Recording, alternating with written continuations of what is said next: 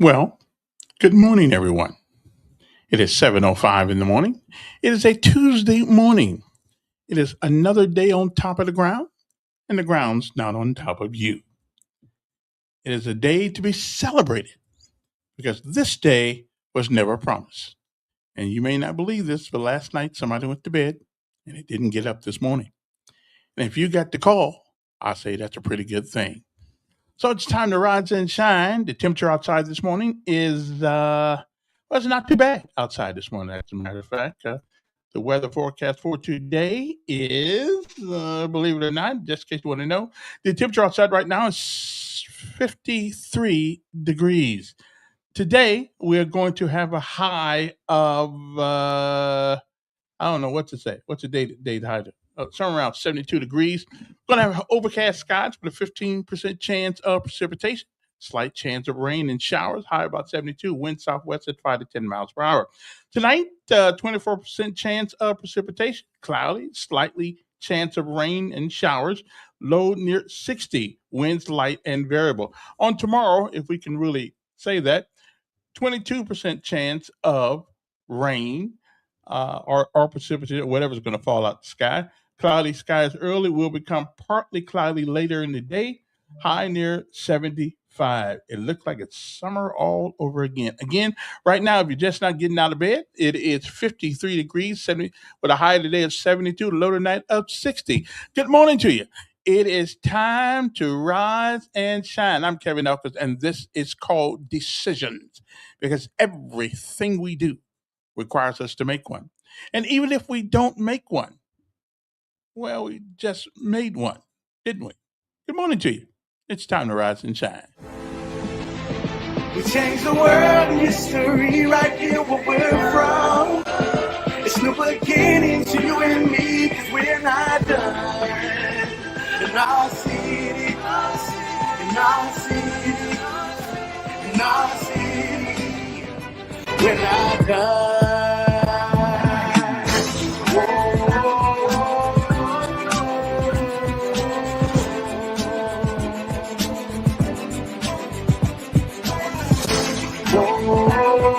I appreciate that.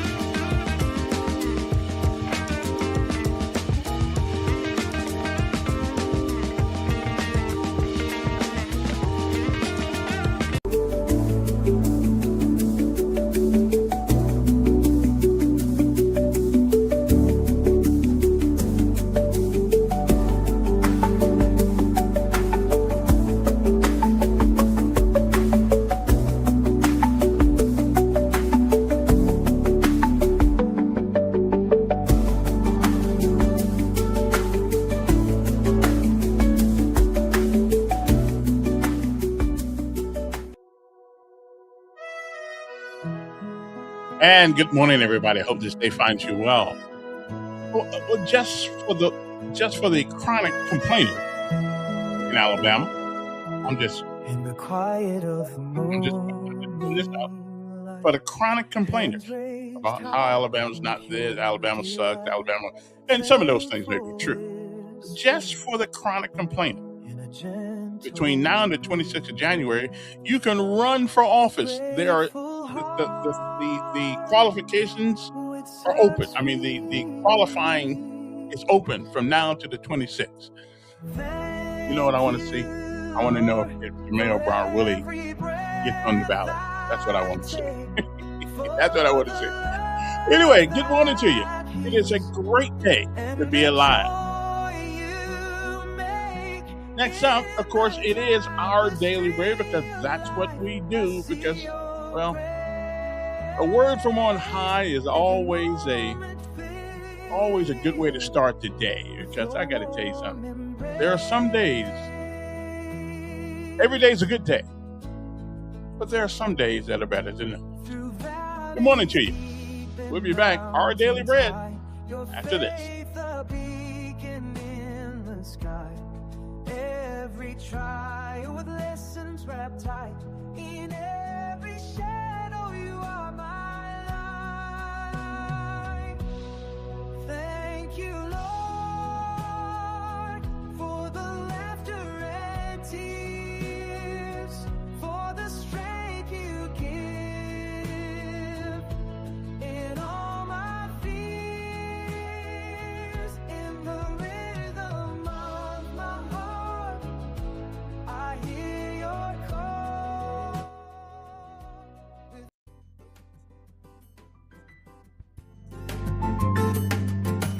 Hello, thanks for joining us for Our Daily Bread. Your host is Les Lamborn. Do you work for an audience of one?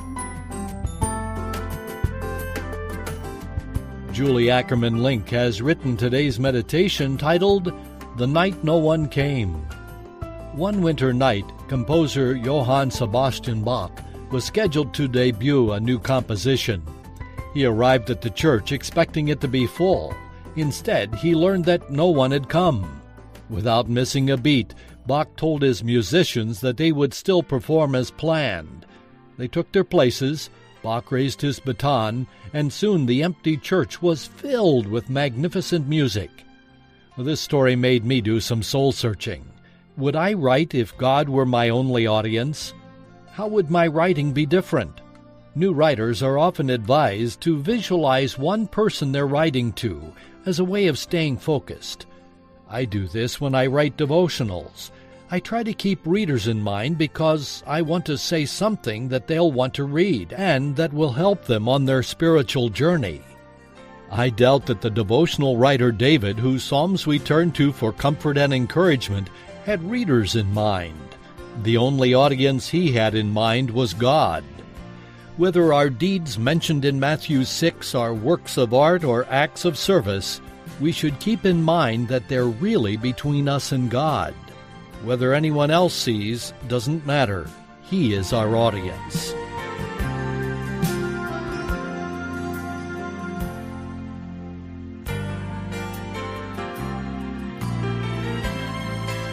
Matthew chapter 6, verses 1 through 7 reminds us that our giving should not draw attention to ourselves. That's Matthew chapter 6, verses 1 through 7. Take heed that you do not do your charitable deeds before men, to be seen by them. Otherwise you have no reward from your Father in heaven. Therefore, when you do a charitable deed, do not sound a trumpet before you as the hypocrites do in the synagogues and in the streets, that they may have glory from men.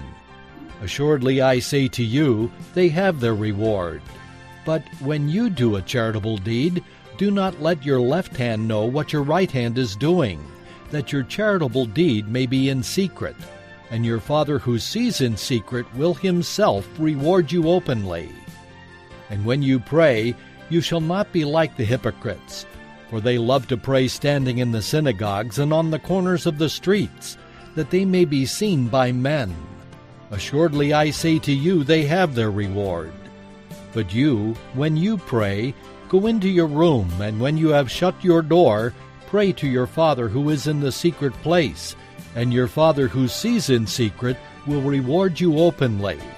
And when you pray, do not use vain repetitions as the heathen do, for they think that they will be heard for their many words.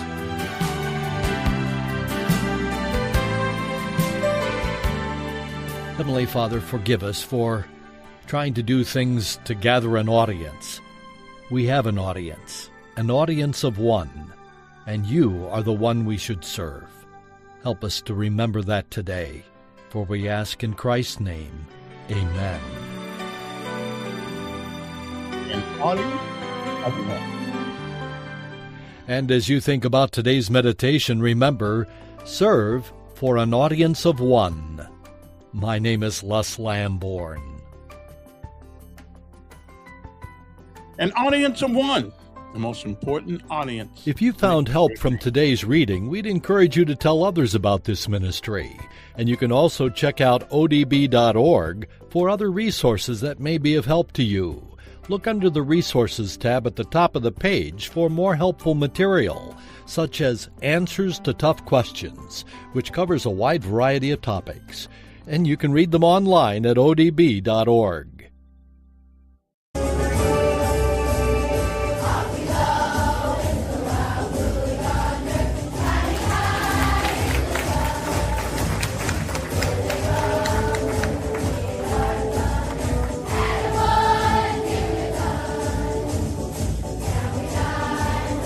That's right. This is Macmillan School of Communication out in Montgomery. This is all those little kids. I don't know what grade they're in, actually. Little kids.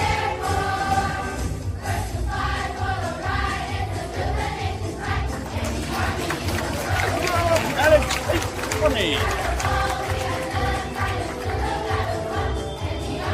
I can't believe they did this so well.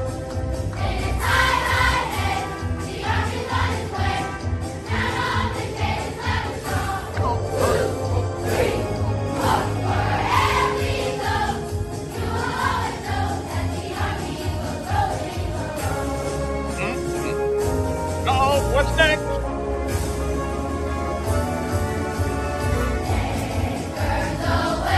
The United States Navy.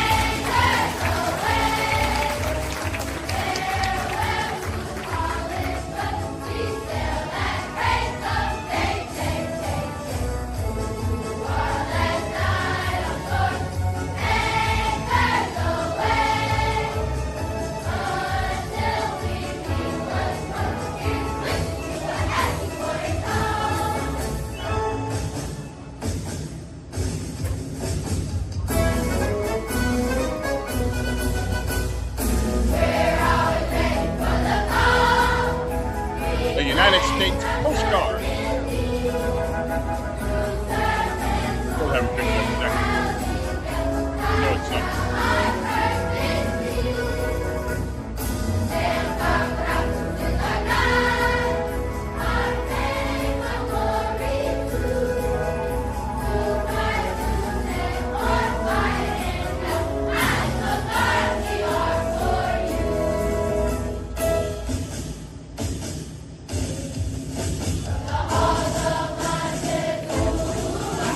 Jarhead.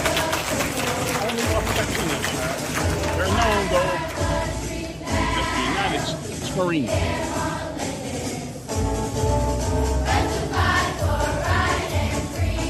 I didn't see them over in Caracas. It's the Army Airborne, baby.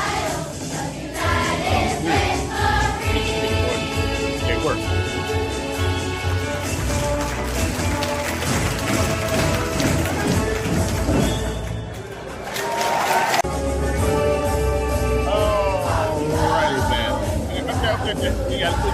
We got it.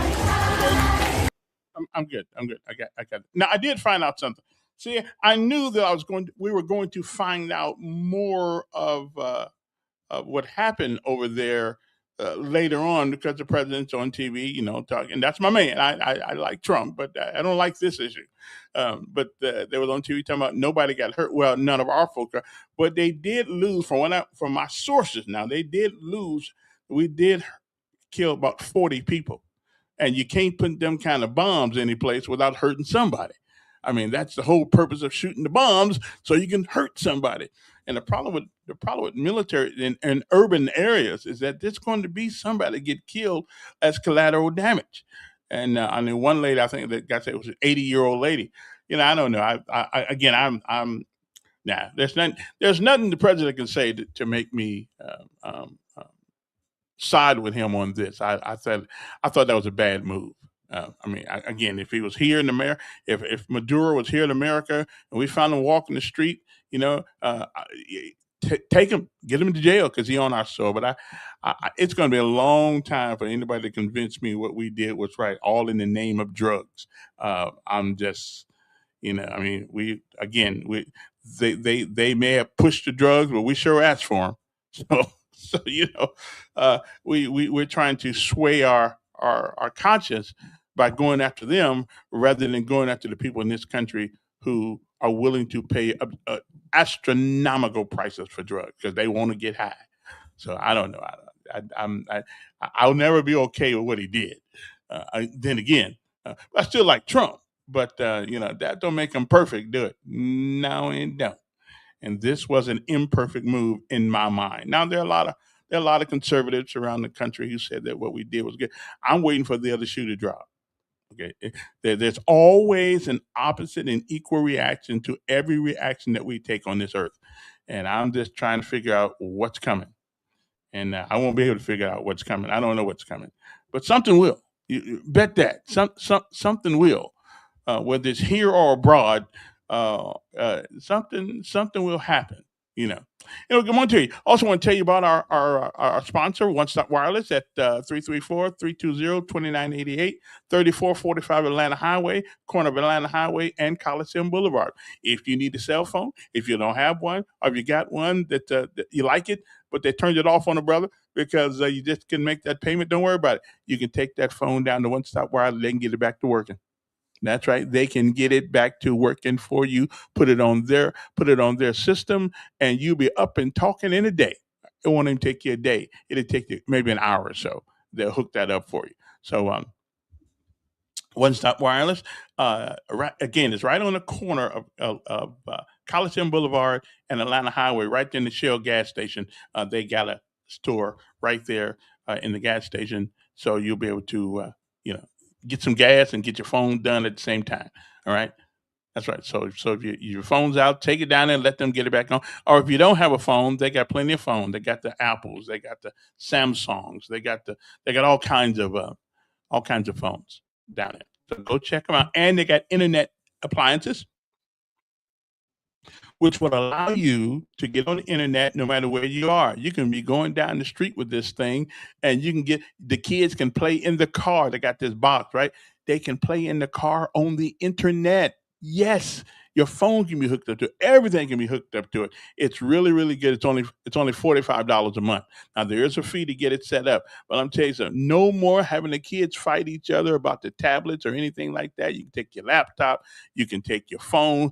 Even if your phone's not on, you can still access the internet.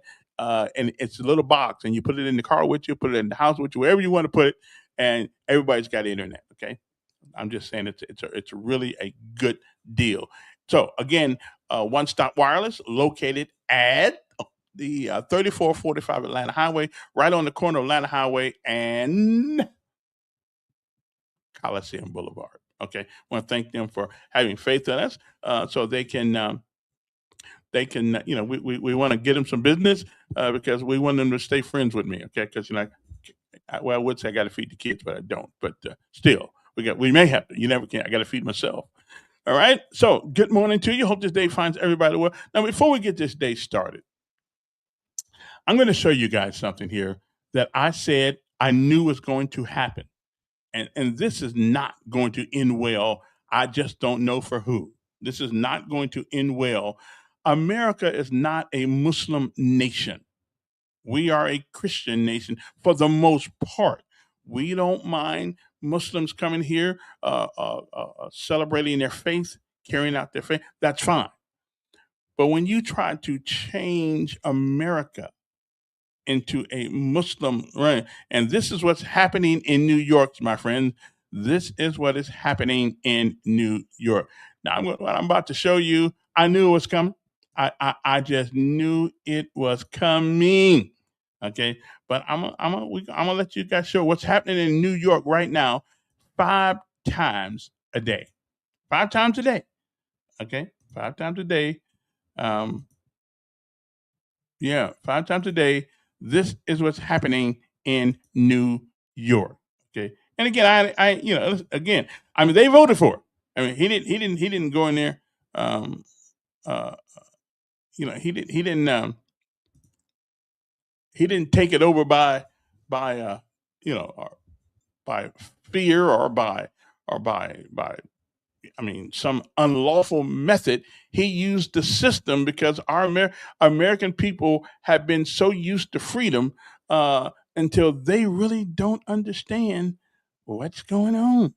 But anyway, I forgot exactly what they call this.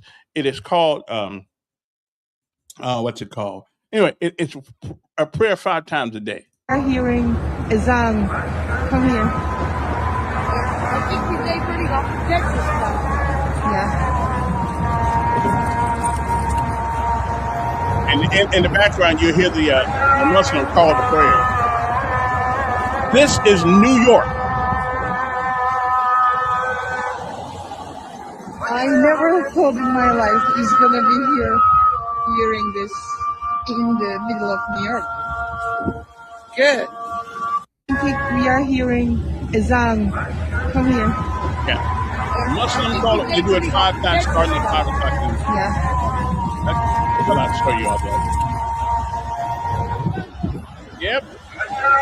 It's coming to a town near you.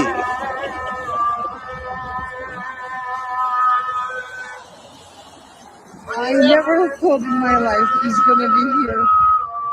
Now, if you listen to the background, you'll hear the horns going 5 times a day, starting at 5 o'clock in the morning in the city of New York. This is what they voted for. Hearing this in the middle of New York. Good. I think we are hearing. People say they can't believe they woke up and they were hearing the call to prayer, the Muslim call to prayer. And again, nothing wrong with it. That's what you believe. But to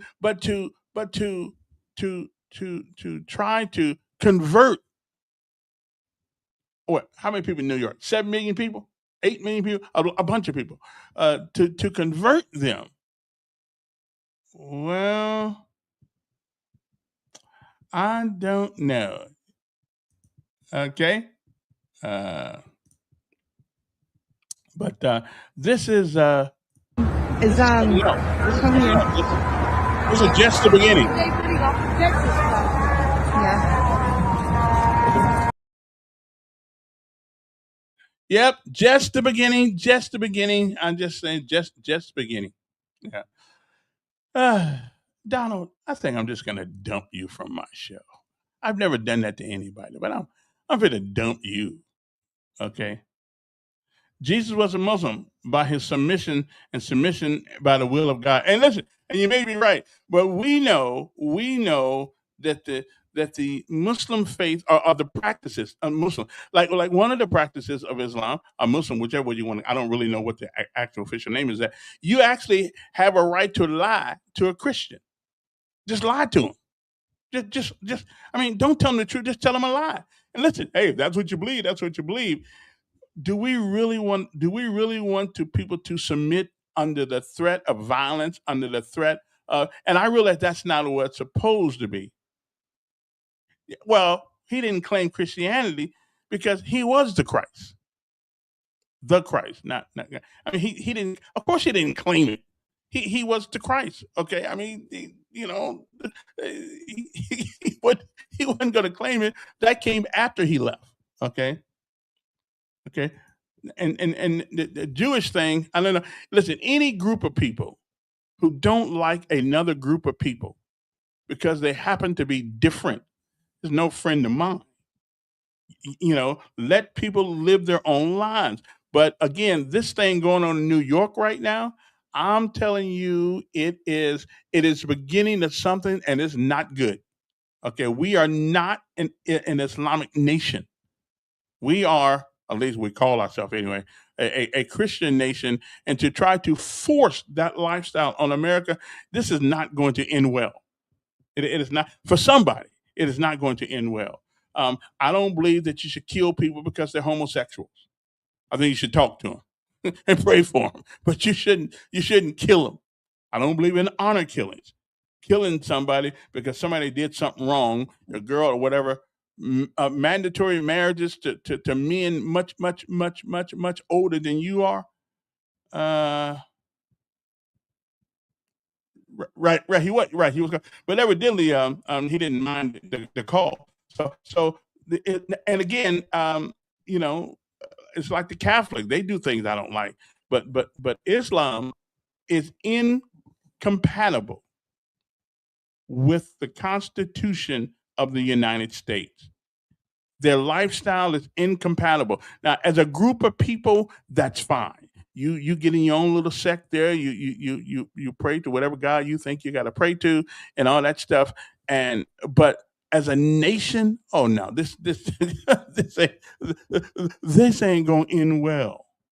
Okay, it ain't. It's not. And I don't even know what. But hey, they brought it upon themselves. They brought Mandami in, whatever hell his name is, and put him in there. And again, I'm not against people. I got, a matter of fact, I read some of it. I can't read it all because I can't even understand most of it sometimes. But the parts I have read is kind of, and I've also read the Talmud.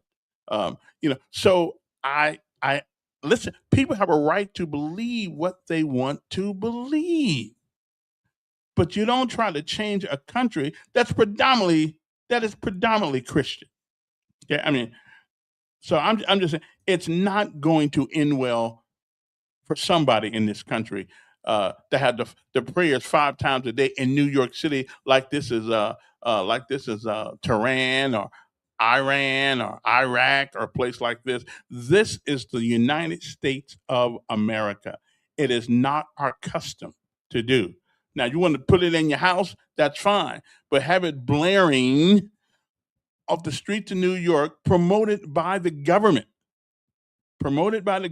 which is against the Constitution. Okay, we are not that our government is not supposed to, shall we say, be partial to one religion or no religion at all. That is a personal choice that you have the choice. As a matter of fact, let me see what does that First Amendment say? First Amendment. Mm-hmm. Okay, now what does it say? I believe we dealt with that in the in the Constitution. Okay, our country is not set up for what they are doing, and it's against the Constitution.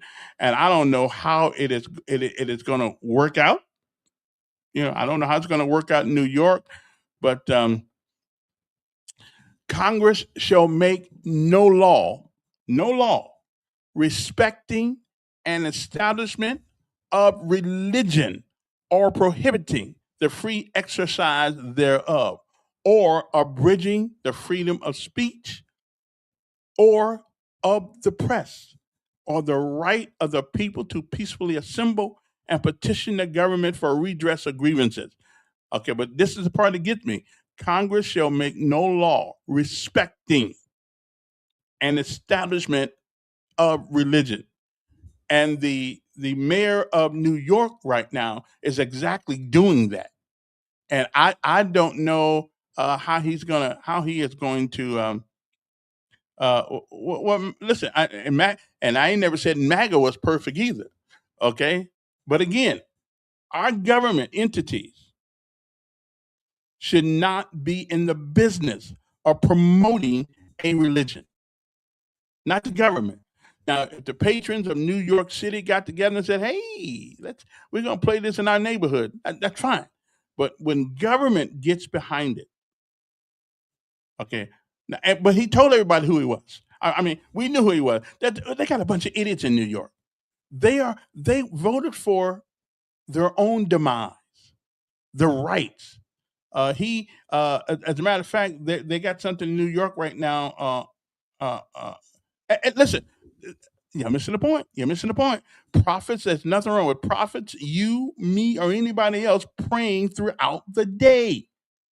Government, it's not supposed to promote a religion. in this country. I mean, it's like if Steve went downtown right now and start saying playing Jehovah Witness music. You know, we don't want to hear that from him either. Okay, if Trump gets on the thing, say, well, we're gonna play Catholic music all day long from the speakers of the White House. Well, I wouldn't like that either. Okay, you're promoting one religion over the other. That's what our Constitution strictly prohibits from the government, not from us.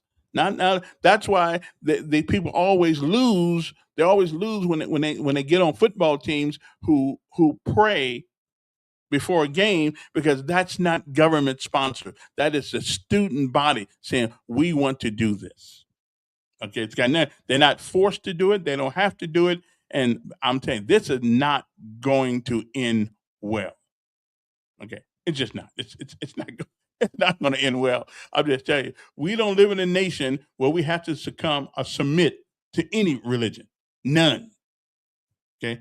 Matter of fact, in America, you don't have to be religious at all. Okay. You don't have to be. What's that called? An infidel, whatever case may be. You don't have to be religious at all. Okay. So I'm just saying, you might want to. What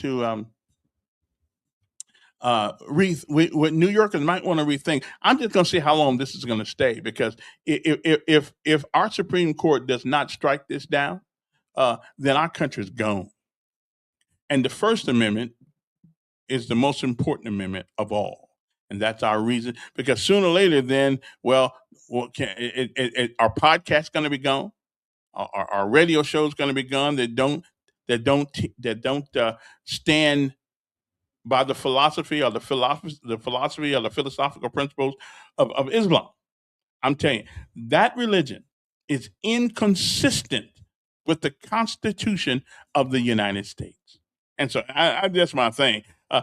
Now, as an individual, you got a right to pray for whoever you want to. Okay. Democrats arrested an old lady for praying. Listen, and again, that's not consistent with our Constitution either. You have a right to pray as an individual. You have a right to pray wherever you want to pray, as many times days you want to pray. But the government is not supposed to be involved with religion, promoting one over the other. Okay, that's what the First Amendment says. I'm just So I guess we just gonna the Constitution is hypocritical. Well, now you make an interesting point. You make an interesting point. The Constitution is somewhat hypocritical, quote unquote, because we as people are hypocritical. And we can be no greater than the Creator. The men who created the Constitution were just men. Because you're right, they gave more relevance to one group than they did another group. They did, because they are men. I expect men to fail, and I expect men to fail often. I do. But the Constitution itself is still the law, the supreme law of the land for the time being, until we get another one. And we may be looking at the beginning of that. And listen, Eric, the president can stand any way he wants to, holding a Bible. He cannot promote it. No. Okay. Now, somebody says that explain how the Constitution is hypocritical. I know the preamble to the Constitution: all men are created equal, are endowed by our Creator with certain unalienable rights, and amongst them, life, liberty, and the pursuit of happiness. And we know that black folks wasn't given pursuit of nothing except a hard time. But then that's the preamble. But those are the principles by which the Constitution was formed. Okay, so it is somewhat hypocritical sometimes, but it's still the best. It's the best Constitution in the world.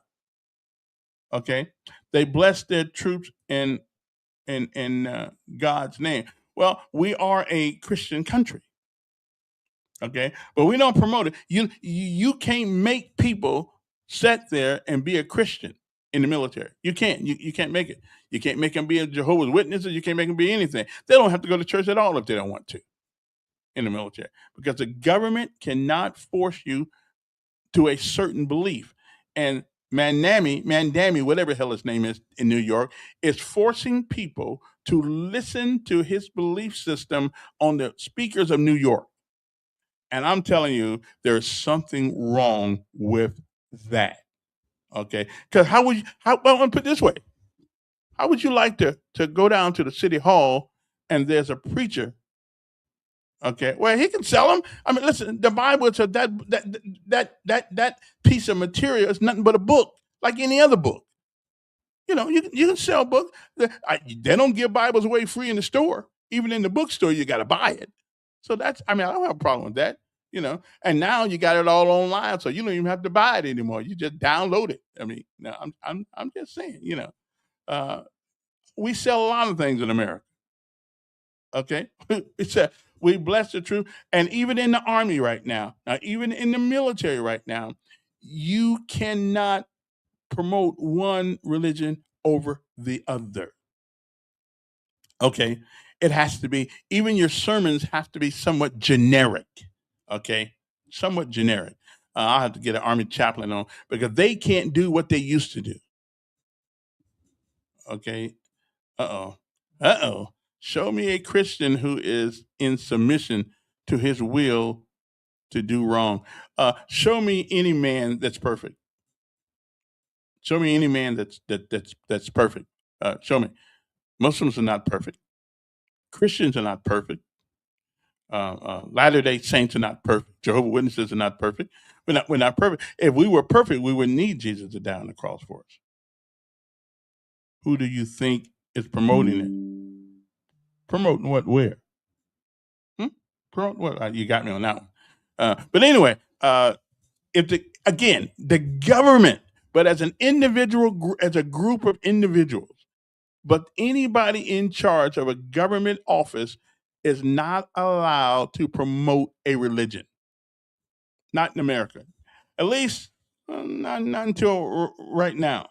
The purpose of prayer. Well, I think we all believe in prayer. It is the way. Prayer is the way we communicate to the Holy One. I got that part. There's nothing wrong with praying. But the government is not supposed to promote one religion over another. It is succinctly clear in the Constitution of the United States, the First Amendment. It is not their job to tell me what to believe. I have to figure that out for myself. Okay? And this guy right here, I'm just telling you, this New York thing. Y'all just sit back, get the popcorn, and let us, because somebody is going to complain about this. Well, come to think, but they're already complaining about it already. So that's okay. Again, I just say either we're going to have a constitution or we're not. Now, if you don't have one, I'm pretty much just as poor then as I am now. But since we do have one, okay. Now Kevin is talking with a forked tongue. Just tell me where the forked tongue is, and I'm good to go. Okay. If you want to wake up in the morning at 5 o'clock in the morning, 5 times a day, to whatever this thing is called, it's called something. I don't know. Wait. Let me let you hear it again, because obviously you don't you don't get it. So let me see if I can. There we go, right there. Okay, let me see. I think we are hearing Azan. Come here. Now listen to the background. You will hear the call to prayer, and it's 5 times a day in New York. I think he's neighboring off of Texas now. Yeah. I hear it. That's New York. You would think this was to land someplace. I never thought in my life he's gonna be here hearing this in the middle of New York. Good. People probably woke up with PTSD this morning. They say, "What the hell is that going on?" 5 times a day. And again, if you want to do it voluntarily, that's cool. But the government, the mayor of New York, doesn't have the constitutional right or the privilege to force a religion in this country on anybody. Okay, I mean, put on your headphone there, Mister Mayor Mandami, and you can listen to it 15 times a day if that's what you want to do. But the purpose of prayer is so we can communicate with the Holy One, with God Almighty. That's why we pray. Because we can't call him up on telephone. He don't have a cell phone number. Okay. Matter of fact, prayer was the first cell phone that was ever invented. It was the first wireless. It was the first wireless uh, communication device ever invented, and it still works today. Still works today. Anyway, so much for that one. And if y'all disagree with me, well, you just got to disagree with me. But read the Constitution, what the First Amendment says. Okay, we don't have a right. Um, we do not have a right to force our religious beliefs on anybody if we are in charge of the government. Okay, and that's the problem. Not individuals. Individuals can pray and sing and do all the things they want to do, but you are not allowed to do that. Okay, and then now here one of the sisters out. Okay, so tell me where I'm lying. Come on, tell me where I'm lying. Tell me where I'm lying. Just tell me. Okay. I bet most of our troubles come from being devoid of prayers and reading of scripture. Listen, I personally don't disagree with that. You know, I don't disagree with what you're saying, but it is not for in our country. It is not for us to determine who, okay, what religion is the one for us. Okay, I'm just saying it's not for us to determine that. Not a government entity, but as an individual. Okay. Now, I'm supposed to have sometimes this morning. I've been calling Mr. Sankey, Isaiah, trying to get to find out something about this penny thing. Dr. Lisa Keith should be joining us in the 8 o'clock hour, some point in there, to tell us a little about what's going on. City council meeting today, and the Montgomery County Commission meeting today. Yeah, I wonder why they meet on the same day. I think they're trying to trick a brother. They don't want us to be able to go to both of them. I mean, the county commission meeting should just take 10 minutes. I mean, don't do a whole lot, no way. But anyway, that's enough of that. I will bet I am not supporting Arab culture wrapped in Islam. Okay, that's good. And again, you can support whatever you want to support because you're an individual. This is only what I'm saying is only for people. Okay, for people who are in charge of our government entities. Okay, that's all I'm saying. Constitutionally, morally, listen, you can pray anytime you want to. Like prayer in school. We didn't take prayer out of school. We took the government out of prayer in school. There's not an individual in public school who can't pray. Not one. Not one. Okay? So, but the government can't make you pray. Because remember, used to be we had to even the Pledge of Allegiance came under assault. And listen, I kind of understand that. Don't make me. What if I don't want to pledge allegiance to the flag? That's. I mean, I'm sitting there pledging allegiance. Don't even know why I'm doing it. Okay, so that was just the first thing I had in my mind this morning because it kind of shocked my conscience yesterday when I got this word about what was going on in New York. And what goes on in New York, they end up moving down to Alabama, they end up moving to Indiana, they end up moving everywhere else. And next thing you know, somebody's trying to change our whole culture. Okay. And so I don't think the Constitution is hypocritical. I think that men are hypocritical often. I mean, the notion that we even thought that people should be enslaved in America, the quote unquote Christian country, is so hypocritical that, I mean, we were built on hypocrisy. But the nice thing about America is that I think most of the time we figure out we did something wrong, we will try to straighten it out. Sometimes we even go to the extreme the other way. like the DEI programs and all that kind of stuff, which I thought was crazy. You can't get back what you can't get back. Okay, you can't undo what happened in the past. It's there. You can't undo it. The best we can do. The best we can do. Okay, so Dr. Lisa is going to join us around 8:15 or so. Okay, I ain't gonna move on. What do you mean move on? Listen, this because Americans are funny. We won't say nothing until it's in our face and it's too late.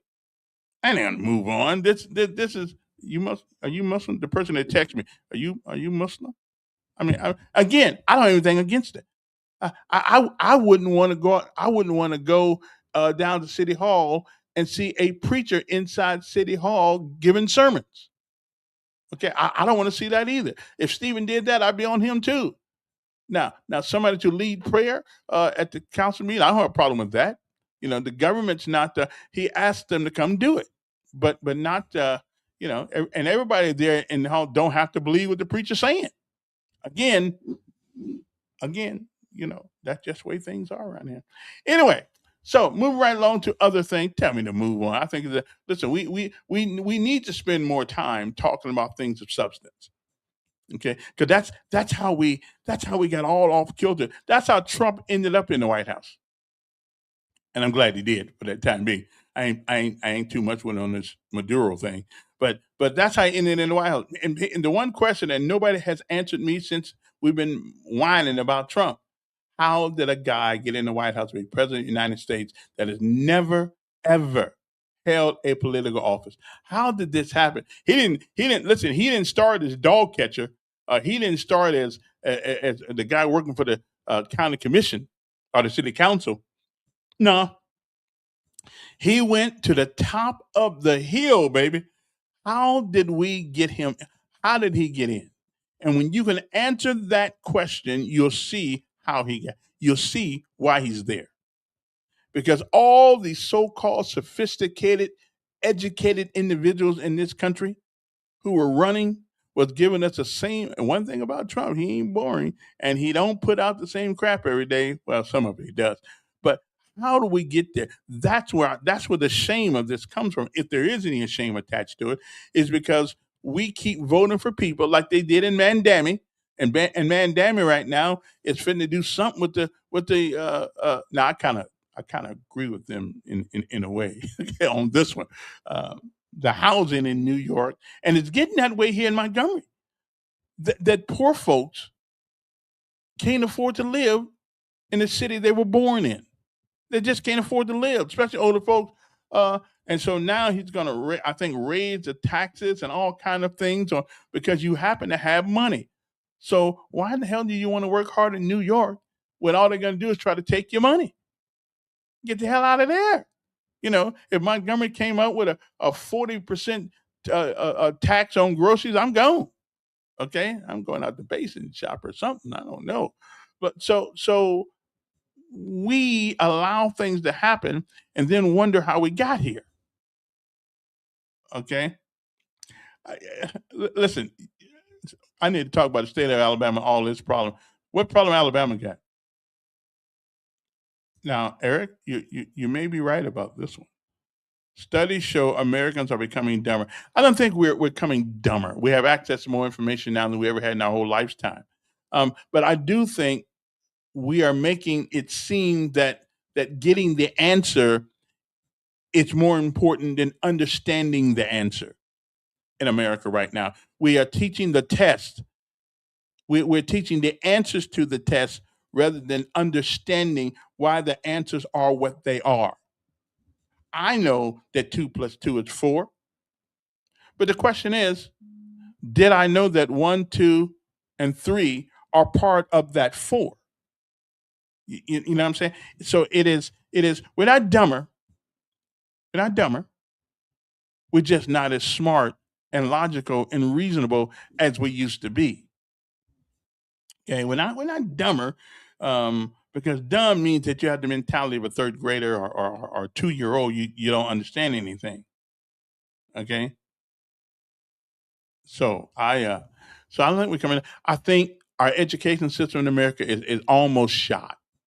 Okay, I do. I think it's almost public school is almost shot. It just it just and in order to get the numbers that they want, they change the parameters. They change things in the school system, and Dr. Keith can tell you about that when she calls in. But we change the way we count things now. You know, I'm saying we do a lot of different things that we normally wouldn't do. Okay, I do agree that in America is not good because America is a mystery Babylon. Well, you know, everybody's entitled to their opinion. It's still the greatest country that I've ever been to. I've been to a few of them. It's still the greatest country I've ever been to. But we seem to forget the sacrifices that were made by many people to make us different. I don't want to be like every other country. I don't want to be like Tehran or Saudi Arabia or what's that one over there with all the money? Uh, what Dubai? I don't want to be that. If I wanted to be that, I'd go over there and join them. I don't want to be that. I want to be the way we are, and we're not perfect. Okay, we're not perfect. We are a country that still needs some healing, and we still need some straightening out because the Democrats run the education. That's true. Greg, I agree with you. I think if conservative ran our education system, we'd be a lot better off than where we are educationally. But we're not. We are going backwards. I mean, we really are. And again, I know people get tired of me saying this. When you teach people that a man can turn himself into a woman, the rest of it is over. The rest of us, education is gone. Okay, I mean, education is gone. When you get rid of logic and reason and common sense in education, education is gone. Okay, and that's just the way it goes. I mean, so and now you got kids who know the difference by nature, by a natural instinct between male and female. Um, and we still trying to teach those kids that trans this and trans that. First of all, there's no such thing as a trans anything. Nobody can turn themselves from one thing to another. Now, maybe on Star Trek, that was possible because we could we could go from one place to another by the rearranging of the molecules in our bodies. Yeah. Okay. We can't do that anymore. I mean, Star Trek. We got a lot of things. Okay. Now, no, no, no, no, no, no, no, no, no, no, no, no. The Department of Education gives us the map. Conservatives are no, we don't. No, no, no, we don't. No, no, no, no. We follow the script given to us by the Department of Education, which I'm with Trump. Get rid of it. Let every state run its own education system. Okay, let every state. No, we don't. We don't run it. In order to get the money, we have to do certain things. Like we got to put kids who are slow as I don't know what in the same classroom with kids who are smarter than I don't know what. So which slows everybody down. We're making and in the hood for years, if you walked around like you knew something, they said they used to call what okay. Let me give you a test. What did they call a brother who was smart back in the day? And we still do it sometimes. What do we call him? Come on now. What did we say he was doing? Come, come on. And that get and listen, come here. That education is still furnished by the Department of Education out of Washington D.C. because we want the money. If we told the government to take their money up theirs, we could run a much better system. But we want the money. Okay. And so in order to get the money, we'll bend over and let somebody ram us home. Okay. Okay. We'll just do it. We want the money. We have sold our souls and the soul of education in just about every place in America, except magnet schools and except private schools. We have sold our souls in order to get a check. Okay. Okay. I'm just telling you. And the guy here, Mackey, I think Mackey's nothing but a Democrat. I like him. He got some weird ways, but that's okay. That's his life. He can do what he want to do. Okay. Alabama has had conservatives running the government since Guy Hunt was governor. They don't run the rules of government. I mean, they don't run the rules of education. That comes from the Department of Education. If you want to get the money, then you have to do certain things. Like you cannot suspend people. Like in Alabama, you can't suspend people for a certain amount of time, and after that, you got to let them back in school.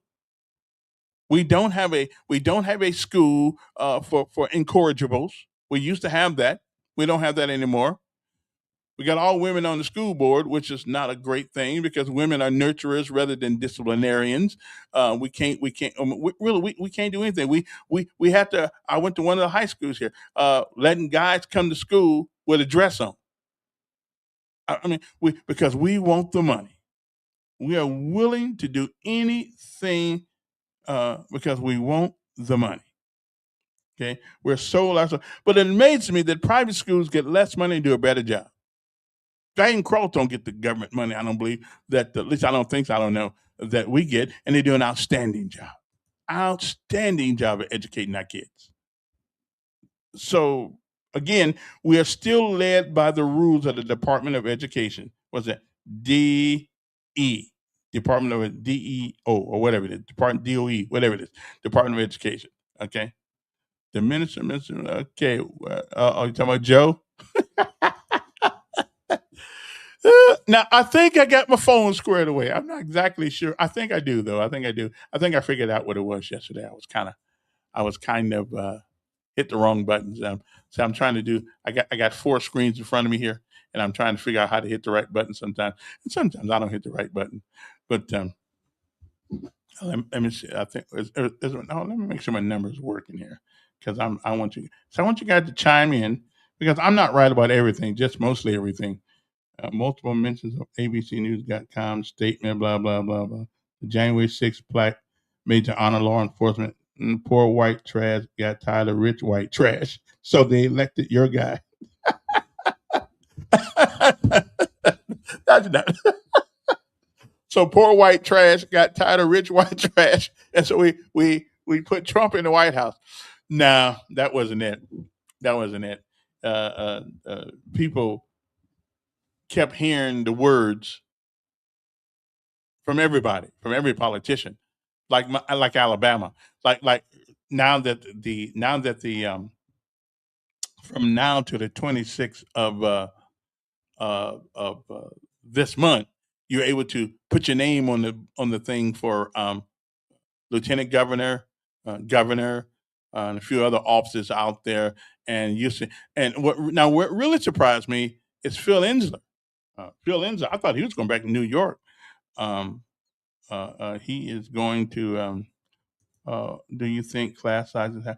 Yes, yes, absolutely. Yeah, I mean, until you get to the college level, yeah. I think that the classroom size certainly, especially if you turn around and have classrooms with no discipline. Absolutely. It makes a big difference. I don't know what the optimum number of people to have in a classroom is. I'd say maybe 15 to 20. 15 to 20, I think, is good.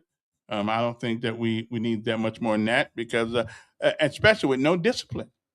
So if you add no discipline, okay, too many people in the classroom and a curriculum that's somewhat insulting to the intelligence, I think you have the recipe for a failed school system.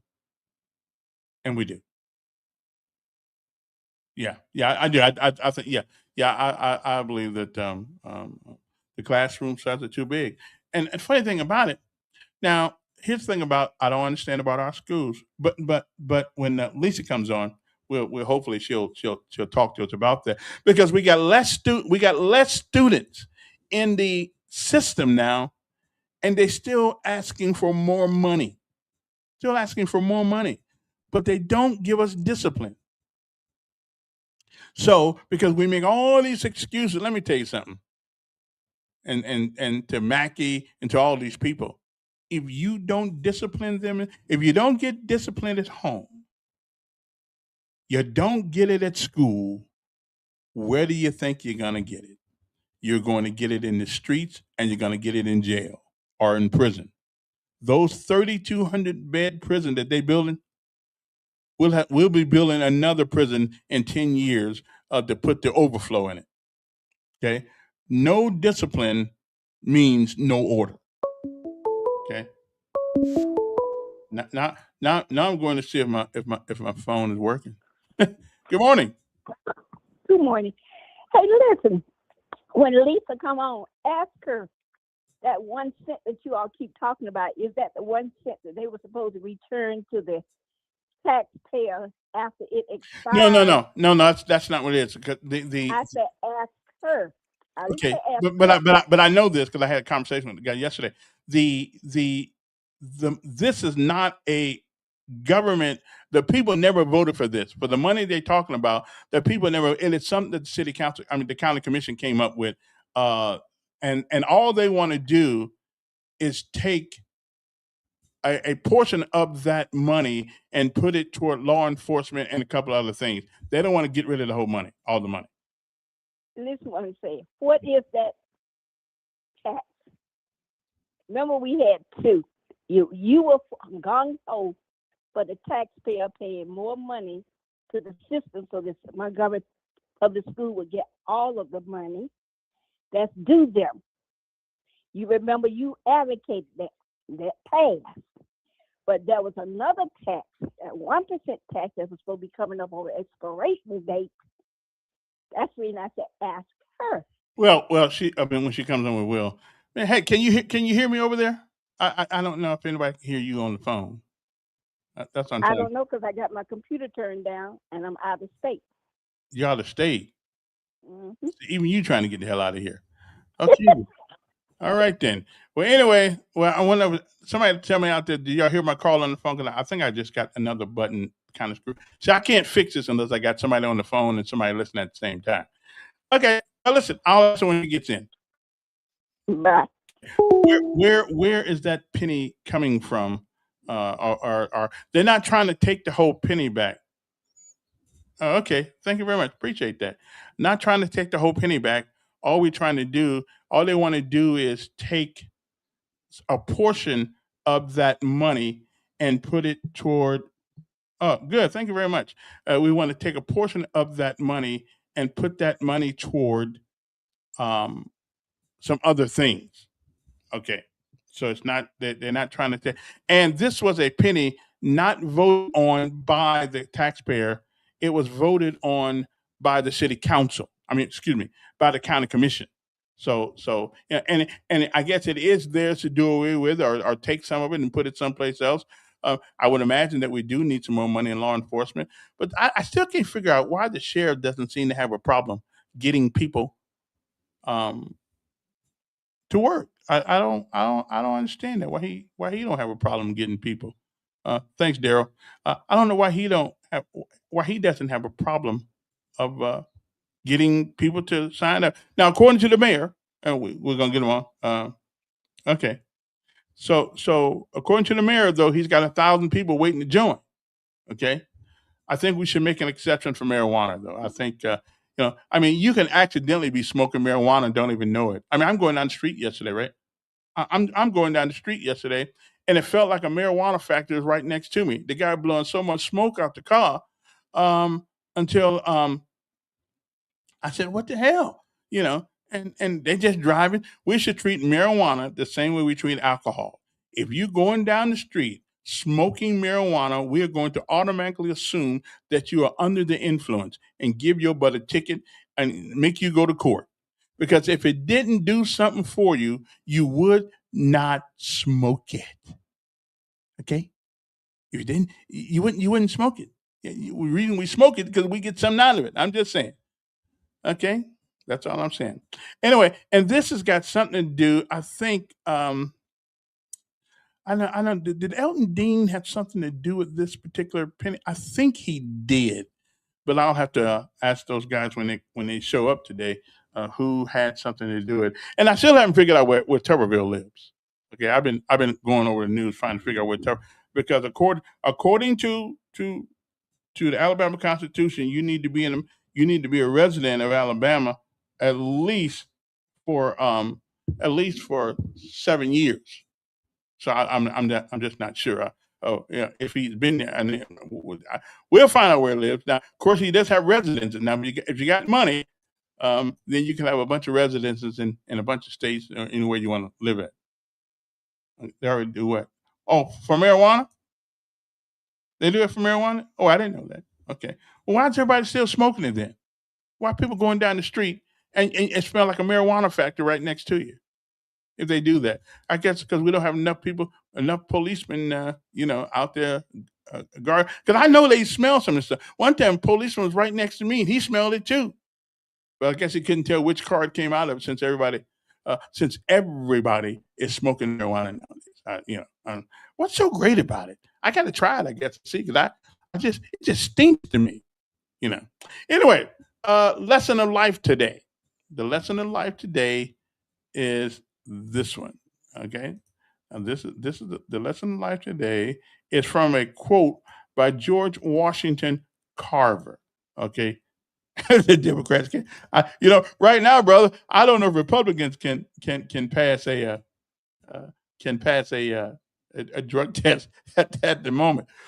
Anyway, today's quote comes from George Washington Carver. How far you go in life depends on you being tender with the young, compassionate with the aged, sympathetic with the striving, and tolerant. Now, this is interesting. Tolerant with the weak and the strong. Because someday in your life, you will be all three. Now, that right there, you'll belong to each one of those groups. You'll be young, you'll get aged, you'll be striving, and you'll have to be tolerant with people who are smarter than you, richer than you, and you got to be tolerant with those who are not as smart as you and not have as much as you do. So just remember, how far you go in life depends on you being tender with the young, compassionate with the aged, sympathetic with the striving, tolerant with the weak and the strong. Because someday in your life, you are going to be, if you live, you're going to be all three. And this is from the great George Washington Carver, was a great man he was. Anyway, so more for that. And the word of the day. Now, this right here is an interesting word. That if you pronounce this word wrong in the wrong group, in the wrong, in the wrong company, they may misunderstand what you just said, and they may go upside your head. I'm just saying you might want to really, when you pronounce his word, you really pronounce his word succinctly and clear. Okay. Word of the day is enigma. Okay.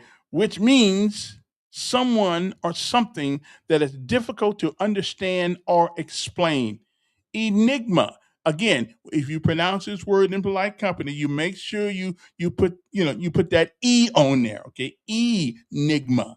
Okay, else they'll think you said something else. Then next thing you know, we're gonna have to call the police and all those kind of things. So now, if you're not the master like I am of the English language, can pronounce all these words, you might not want to try this one. Enigma. Okay, I'm just saying you might want to. You might not want to. Yeah, you might not want to try this one, but it is a word, enigma. Someone or something that is difficult to understand or explain. Like me, I'm sort of like an enigma. Okay, I'm sort of like an enigma. I'm one of the few black folks in this town that is not a Democrat and not afraid to say it. I don't care, but I ain't a Republican either. But it looks like everybody thinks that if you black in this city, you're gonna be a Democrat. I can't play. But now, if I had to be one, if they said it's a law, you must pick a party, I would pick the Republican Party. Not because they're better. They're just not worse. Okay, I think they believe that women are women and men are men, and I'm good with that. Let's start with the basics first. Their political party, their political philosophy, all of them got about the same one. They all believe pretty much the same thing. Okay, they all do. So no sense in me even acting like there's a difference. Now there's supposed to be a philosophical difference between both of these parties, but often it isn't. You know, it often isn't much difference at all. Uh, and again, that's how we ended up with Trump as president of the United States, because we began to see no difference no matter who we put in office. So why not try something different? We sure got different, and that's for sure. We certainly got different, and yeah. Well, we may not find out where he lives, but I like him. I mean, if he's on the ballot, out of all the people that are running, if he's on the ballot, I'd vote for him. Now we do got a black guy running, and we got a black women running. Matter of fact, Yolanda Flowers, I'll have her on either later this week or next week. There are 4 black women running for governor of the state of Alabama. Why? I don't have a clue. I know they're all broke, but however, I got to give him an A for effort. Okay, he has 2 residents. Yeah, and that's what I said. 2 residents. But now the governor's mansion and 2 Democrats heads. I don't know what that means, but whatever. Anyway, so, but you can't start off being wrong. But now, legally, can you have 2 places of residence? Yeah, so I don't know. Tupper has 2 residents. 1, the governor's mansion. 2, Democrats head. Oh, I got you. I got you. I like Tommy Tuberville. He reminds me of Trump often. He's just a straight shooter, and I like straight shoot. If it looks like doo doo, it smells like doo doo, it feels like doo doo. Yeah, I know what it feels like. Then it's doo doo. Okay, stop. Let's stop calling it fish. Okay, doo doo is doo doo, and call it what it is, because you can never deal with the issue if you don't understand what it is. Okay, so I like Tuberville from that instance. I like him. Yeah. Again, now there's another black guy running named Boyd. No, no, not our Boyd here that puts on a great parade every year. We're talking about another guy named Boyd, Will Boyd, as a matter of fact.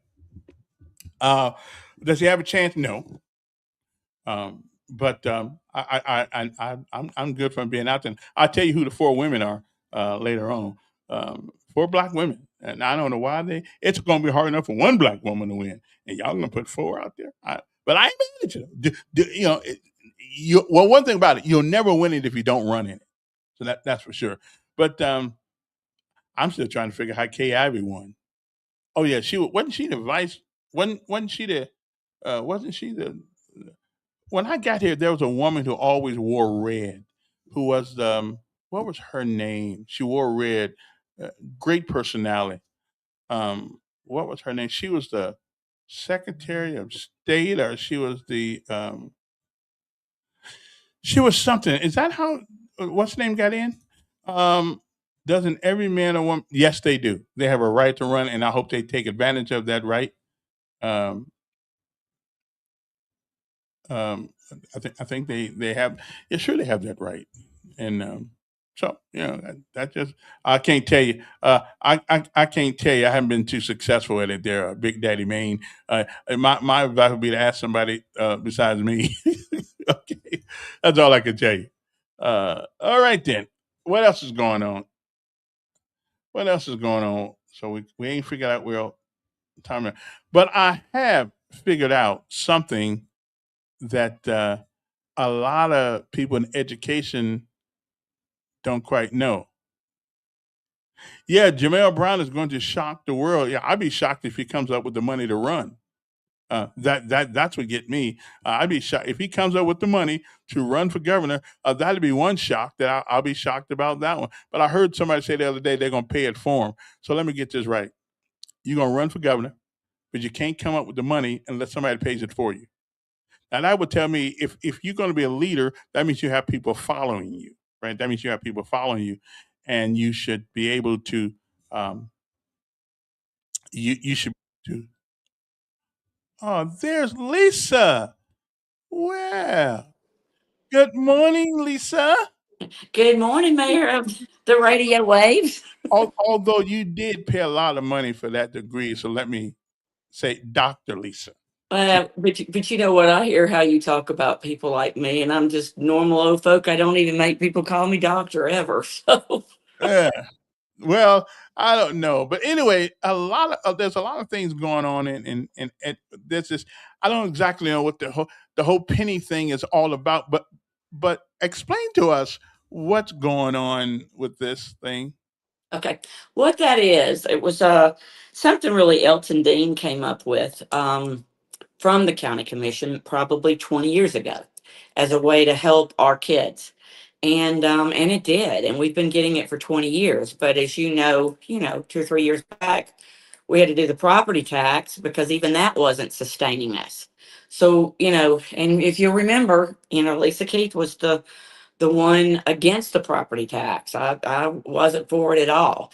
Now that we've done it, now that I've seen all the, what it has done for our system, building new schools, getting new programs, just the things that it's actually done for us, I realize, I was wrong in that. And now what's happened is Doug Singleton has proposed that the county commission, which is over it, come back in and take 4.5 million of it, 10% of it, do a 90-10 split.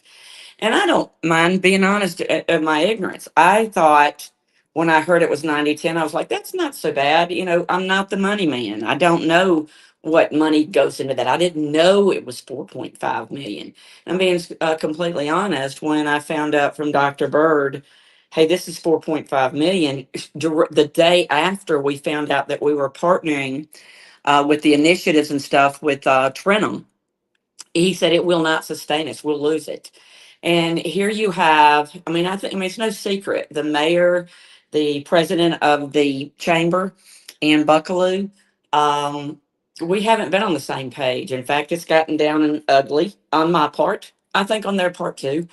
But I've not. I think I have a pretty fearless personality. Maybe I was born with that bone. I don't know, but I'm going to go at it, especially when it deals with our children.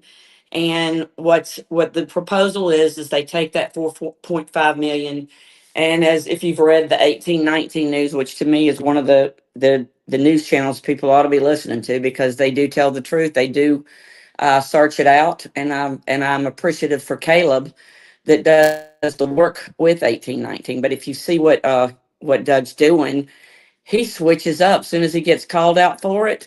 It was Jackson Hospital. First it was healthcare. Healthcare is Jackson Hospital. And let's face it, there's a reason. If it is Jackson Hospital, he ought to be abstaining. He's got a family member that works for Jackson, and he also works for a company that sells a lot of equipment, millions of dollars equipment, which is questionable in itself. But let's move on. Don't want to get in trouble there. That probably Jackson Hospital owes him a lot of money. But he carefully said not Jackson Hospital. He didn't say not. He just said healthcare. The sheriff's hub, I agree with. I think anything that he wants to do to help crime in this city, I have no qualms with, no problems with, and I'm fine with it. But spending children's money, I do have a problem with. And I'm explain that to you in better terms in a second. And the third one was Whitewater. I mean, Whitewater, you've done it on your own show. We owed 45 million. We've gone to 100 million, and the projection is 115 million. And what this is, let me break it down to when I've had to explain it to children that have come to me and talked to me exactly what it is. It's sort of like having children, and you've got this will, and the will has been, is divided carefully between every member of the family.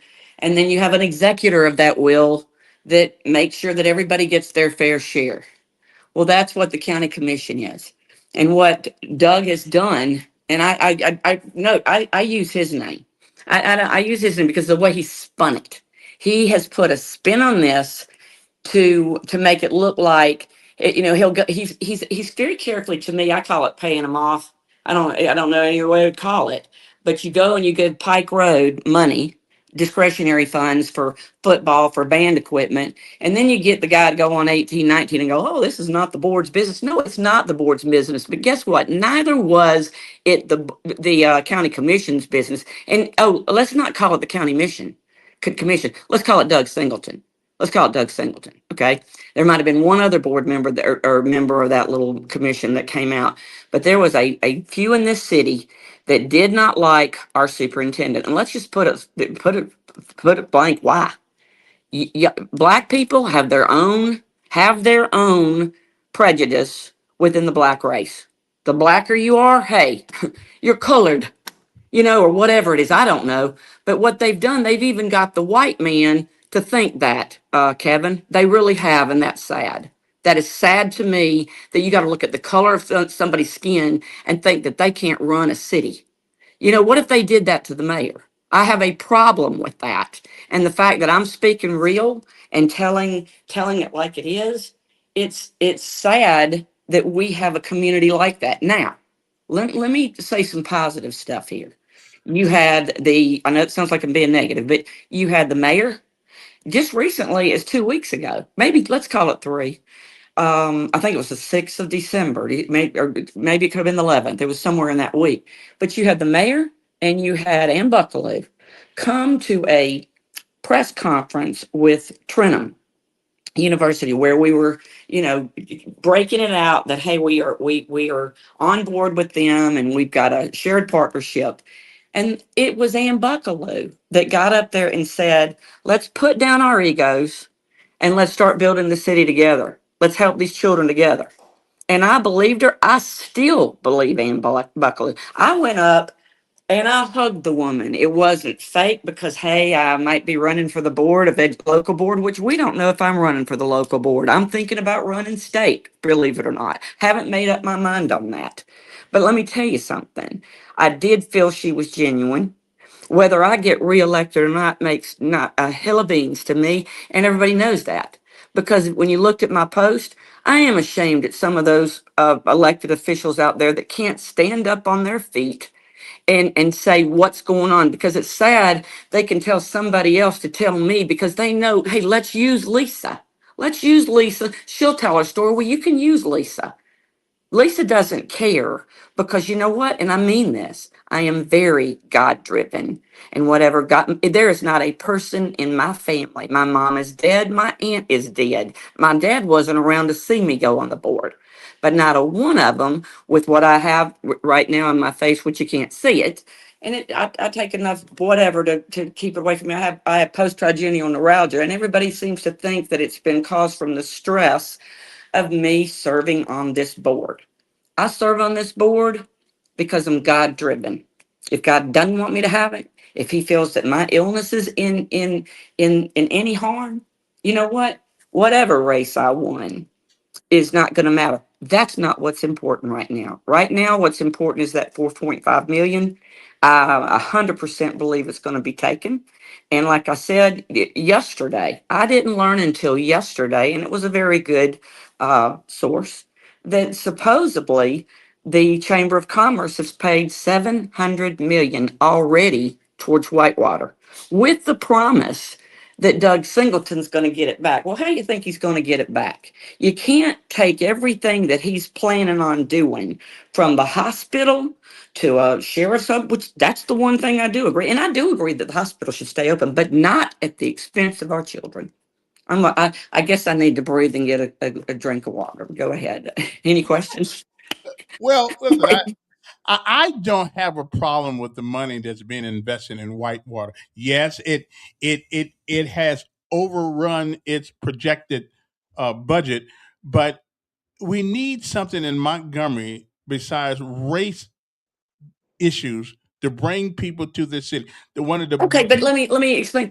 Number one, there was no feasibility study on that at all. We found out that Pam Cloud went and figured that one out. Okay, let me tell you, and another great board, but I could not do what I'm doing without Pam Cloud. I will tell you that I could not do what I'm doing now without the help of Mary Briers.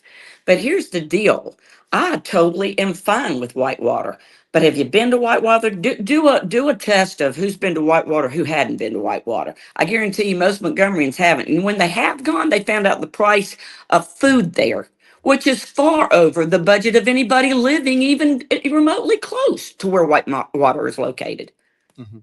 Well, yeah, but listen, they don't really care about that when it comes to taxing our real estate or house. So Oh, nobody really concerned about how much money we got or don't have. They still want the money. oh, I agree. But like I said, you know what? Open up affordable restaurants, open up affordable businesses over there.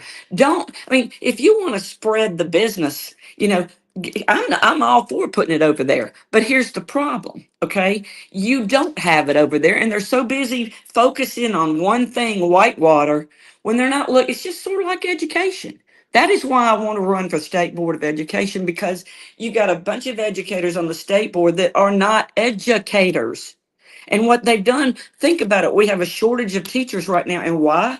Because of stupid things like MTSS, like the Praxis. Let me tell you something. I know you'll agree, and we've never talked about this. But back in the day, teachers didn't take a Praxis or some test to test could they actually teach our kids. We have 495 uncertified teachers because we can't get the real teachers to teach because of the junk the state is passing down. We can't get out of the way of our own self for anything. And so what now we have to go get, they are degreed. Our uncertified people do have degrees. But imagine having an engineering degree and being having to take a trigonometry test, okay, or something like that. Kids aren't even, if you look at the percentage of kids taking trigonometry, no wonder our tests are not testing to the test for the teachers or students. And then we have a chronic absentee problem. And our board is responsible for that. And I'm gonna put my dig out there. We have a board that is going to take at least 4 of us to fix the chronic absentee problem. That changed when part of it changed when they changed a child will not miss more than 10 days. Now it's may not. Remember Mother May I? Mother May I means you might not. So we've got a chronic absentee problem, not only of our children, but of our kids. Aronde was on Facebook yesterday. You might have seen his Facebook post. We have a huge chronic absentee problem. But that is, well. Let me ask you. And again, I don't care if only 3 people show up to school, as long as those 3 people there learn and they actually learn something. I don't want the bad guys in there. Let them Okay, stay. stop. Remember those MTSS? It is forcing teachers to reteach, and reteach. I am a board member that I am, when I don't just talk the talk, I'm gonna walk that walk. You won't hear me ever talking. Like I said, hey, you want to talk about money? When I admitted at the very beginning of today's show, didn't know that 90-10 split. I mean, honestly, hey, I thought we were getting the majority. Hey, go with it. It wasn't until I knew it was 4.5 million. The point that I'm making is there's so much, when I talk about math, I don't know. But when you test people in areas that they don't know, example, let's take English. Okay. Well, I teach English. I looked at the English, which I speak my own language, but when you teach English, yeah, there's grammar, but who on a test is going to take a line of a poem and know who wrote that? Are they going to know Robert Frost wrote it, or William Shakespeare wrote it, or T.S. Eliot? Who wrote that? No wonder teachers are failing the praxis. We can't get outside of ourselves, Kevin. Let me ask you a question. And it seems to me that the education system is devouring itself. And what I mean, I come to your Amen. office. I got a college degree, and you telling me my college degree. Now you got to test me again. Yes, to, yes, sir. Yes, to sir. see whether or not I can teach when I I got a don't mind degree. telling you, let me take the test today in any subject, I would fail it. I don't mind telling y'all that. I would fail it. That's real. So why do y'all put up with that?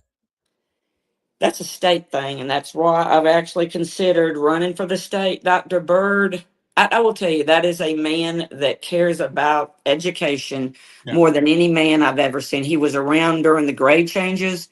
That is why I wanted him. He knew the culture of our system. He knew what to do with it. There's even people sitting on my board that I sit with right now. And let's go to your discipline problem. Let's just go off on that. You said, let's if we could fix discipline. You know what I get? Because we are outnumbered, two whites and 5 blacks. we get, well, Lisa, that's just our culture. No, no, it's not your culture. You know what? We Somebody got said rid of that. culture. It's not your culture. What is it? Thank you, Kevin. And see, that's what that I'm going to bring up Mary Briars, for example. Okay. Hmm. Mary, a lot of people, when you don't know Mary, it's easy to judge Mary. When you don't know Lisa, it's easy to judge Lisa. But a lot of people don't understand that Mary doesn't see color. She doesn't. Neither do I. You're going to vote for what's right and what's wrong, not what's black, what's white, what's Democrat, what's Republican. That's what's wrong with our world right now. If you look at, I don't want to go to Trump, but let's just go there. It doesn't matter if you have the Democrats and the Republicans in the same building or whoever's under the president, whoever's speaking. When our children watch our leaders, Democrat or Republican, that have been elected, sit down and boo or put their head down, and that's been going on for years, shame on them. Shame on the Republicans, shame on the Democrats for doing that. And when you look at people, I'm just using Mary as an example, okay? She's going to fight for those children. She's not looking at what color you are or what party you are. It's the same thing when she ran the board, when she was the president. You were going to have one white president, you were going to have one black president. Okay, and then the next year you're going to switch. It's not about that. What it is about, people coming together, and more people are coming together than because they're seeing what's wrong with America. They're seeing what's wrong with the United States. And what's wrong is we're too busy being divided instead of trying to be united. And you know what? There's a lot of truth to what I just told everybody. Let me ask you a question. There are less people in public schools than when I got here in '91. They've got the budgets have keep going up exponentially all the time. They need more money. Why do we need to keep putting more money into a system when they got far less students than they used to have? Explain that one to me. Good question. Okay, we get money per student. Now I'm going to give you, like I said, I'm not great at the math, but I'm going to tell you between 75, 8,500. I'll go as far as to 900 per student.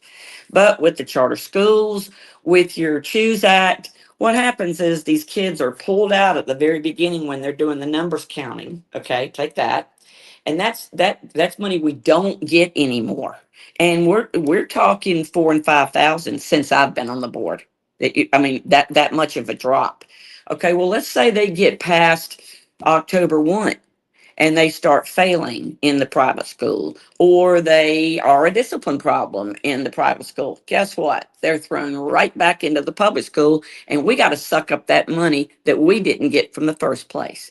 You take that from the schools that we're building. We've got Percy Julian going up right now as we speak, and that's going to be a beautiful school. We just finished building and putting BTW over there on Bell Road, and if you look at that, that looks like a college campus and is run like a college campus.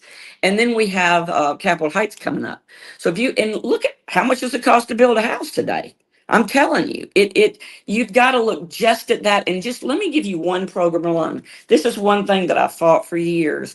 It was a program called Edgenuity. It was what kind of got me into the board in the first place, even though I didn't know that was the program. But it was credit recovery. If you remember, that was all the grade changes and Right, stuff like right. that. It was systemic. Okay. Honestly, what that program was, you had to have a 40 minimum to get into it. And it was kids that didn't want to come to schools, kids that were dysentery problems. And then there was that small percentage that really needed the program, that were actually sick and had ill health problems, that kind of stuff. And but here's the deal. Parents could take that for the kids. The neighbor could take it for the kids.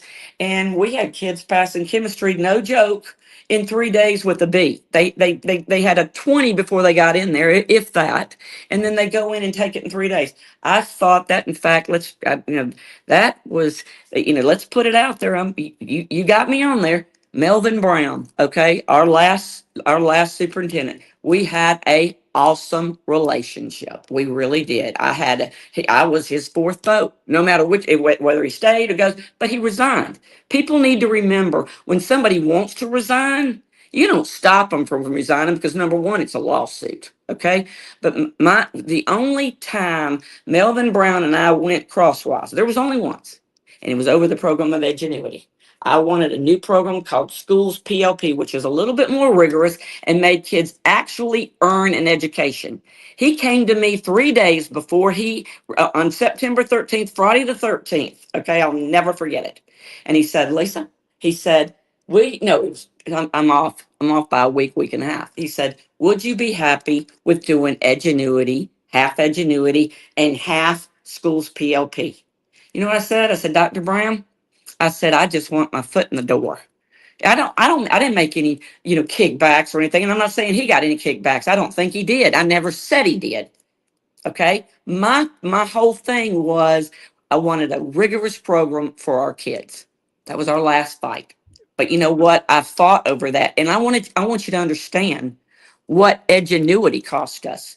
$4 million for one itty bitty program. And you know what? Guess what Schools PLP did? 3 million. But everything goes up. Everything goes up. So when you ask me cost, if one little bitty program costs you 3.54 million, what do you think all the other programs on mental illness? But now here's our, and listen, call me stupid, but if we are hiring teachers at okay salaries, why in the hell we need a program? Well, let's talk about those okay salaries. 47.475 when we're paying central office 6 digits and we're 40 plus members over. I'm going to go back into the Ed Richardson days when he said, hey, y'all are top heavy. We still top heavy. And here's the deal. I'm going to tell you this. I'm not condoning what Doug Singleton is doing, but it's a win-win. It is a win. It's more of a loss to the children. It's a win-win for Lisa Keith. It's a loss. It's a huge loss for our children. But when they do this, it forces us into a riff. It does. I don't care how you put it. It will force us into a riff. And guess where I'm going? I'll leave it at that. Well, I guess education seems to be the only thing that has gotten worse with all the technological advances that we've done over the last 30 years, where everything else is improving, but education, it just doesn't seem to be. No. We went up. Hey, you got to understand. It was explained that we went up to a 75C. Now you got to remember, Kevin, we were at an F. Okay, we were at an F. I was all, hey, bring in the charter schools, bring in school choice, and I'm not supposed to say this. I don't care. I say it like it is. I'm all about school choice.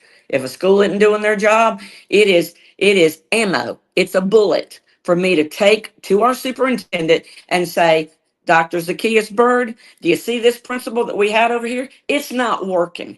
Can you tell me why it's not working? Some want to call that micromanaging. I'm not micromanaging. Hey, the data tells you everything. When you look at the data, and example, I just looked at BTW's data. One of my teachers went from just recently went from a 55 to a 77 in 1 year. That's progress. You don't see it everywhere. It's still a C. I mean, of 26,000 students. Come on, let's you got to look what's in that equation. You've got your sped students, that your special ed. Everybody's included in those numbers. Okay, you've got to look. If you came out at an A, if you look at the bell curve, and if you look at the bell curve, a lot of kids don't even understand. If you look in the middle of that, just picture a bell curve. Most of us are going to line up right there in the middle. Okay, you got to understand 66% of the world is in that in that average. Right. You're supposed to be average. If you are in that, do you know what your the A's are? And do you know what the F's are? Across the world, 2%, 2%. 2% on the far end, 2%. It goes 2. This is the way it goes. You got 2, 16, 16, 33, 33. I think I did the numbers right. I say I'm bad at math, but on the bell curve, I'm pretty darn good. Go ahead. Well, here's a question, and I guess everybody at some point is going to wonder about this. Why is there? I mean, there's a school. I think it's called Dunbar School in New York, who a black school, who pretty much outscored most schools in America, and this is early back in the 1900s because they shut the school down because black folks were too smart back in those days. Um, what is the big problem? I mean, you go to school, you get a college degree, you come back out, you teach our kids, they go on and teach some. I mean, why is there such a problem with schools in America? Have we lowered the standards that low till we can't tell which way is up? I think we've lowered the standards, and see, I'm going to bring it up again, MTSS, and I know I'm right on this. What you've done with MTSS, I didn't finish. I think I got off. I took my ADD self and went off in a tangent there. But you remember you said, I don't care if there's just three students in the Right. class. Remember you said that? Okay. And I guess I just got off on a tangent. You should care because under MTSS, when a teacher starts teaching and our kids come in 20 minutes late, 30 minutes late, guess what the rule is? You stop teaching and you reteach what that kid just missed because that kid came in late. And what is this MTS? What the hell is that? It's a it is yeah, thank you. I call it social promotion. That's Okay. exactly what That's it what is. I call it, social promotion. Okay. Because what it is it's making sure that that kid doesn't teach. And guess what? It takes away from the real teacher that wants to have fun in teaching, that wants to have engagement. And it says, no, get on your little computers and you do what that program says. I have so many teachers complaining to me today, Dr. Keith, I don't get to teach because I'm doing MTSS. And there, I have retired as of May 14th last year. I'm enjoying it, although I do miss it. I'm fishing almost every day. But I will tell you this, what bothers me the most is when we have a lady named Dr. Angie Pelton. She's got what we call the Teaching Academy. And that's one of our other initiatives that we have. We are teaching these teachers to teach. And she said, Dr. Keith, would you come be a guest speaker? And hey, I relish it. I love it. I love it when people ask me to come speak. And I go in and I just started before the meeting, I just started asking people, hey, what do you think about MPS? And one teacher said, Dr. Keith, I used to love it. I like it now. And I said, do you mind telling me why? And they said, I start my class at 8:30, little Johnny comes in, and I got to start over. At 8:45, Betty comes in, and I got to start over. And it's sad. And that I cannot tell you how many teachers agreed. And you know what? You know who else? Well, I better not say. I am going to say our darn superintendent agrees with me. He is there. That man will listen to any teacher, any custodian, anybody that wants him to listen. He's there, and he wants so much to change this system. And it's heartbreaking that he's got these initiatives that he's trying to put out there. That like I said, our city leaders like the mayor. And let me put a plug in for the mayor. I normally don't, okay, because I know he doesn't like me. But you know what? Some man got on next door the other day, and he was from Highland Gardens, and he was talking about New Year's Eve and the fireworks going off, and he said, you know what? The fireworks around here were like a scene in Private Ryan. I could not help but laugh. Okay. I thought that just the scene, but he goes, and this is our mayor's statement. He started talking about the mayor's statement, and I don't remember it verbatim, but he was telling how the mayor was talking about that some of the problem is the black boy, and how he's told these black boys that that the prison system, that they spent billions of dollars on the prison system, not education.